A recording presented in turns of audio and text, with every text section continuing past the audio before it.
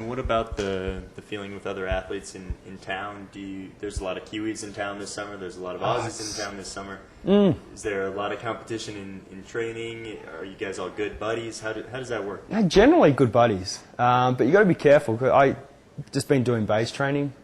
It's like you go out and just get absolutely smashed by those guys at times, and I've hated the last couple of weeks because I've been doing so much by myself. But I've been doing that for a reason.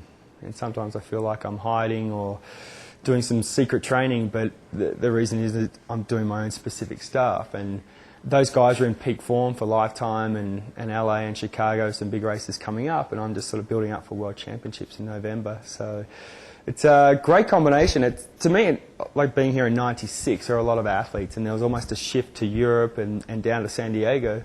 And the last couple of years, a lot of athletes have come back here, and as you said, it's full of New Zealanders and Australians at the moment. When was the first time that you came here and trained here and fell in love with the place? It's in '96.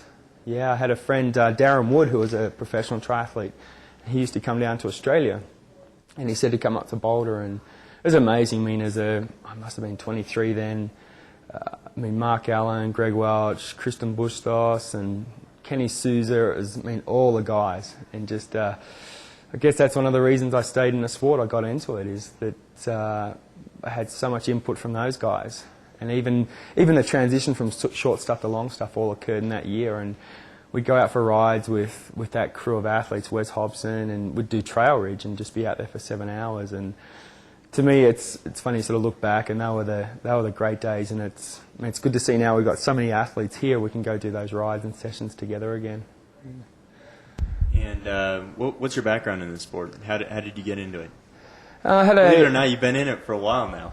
I know, I add up the years. I think we're at 18 years coming up. So it's great now. I mean, even Greg Bennett and Craig Alexander and Craig Walton, we've been racing each other for 15 years, which is it's a good group of guys and still seem to be going well. Even Hamish Carter and Cam Brown. Brad Bevan was out at Boulder Peak this past week. Brad's way older than he's been around way longer than us.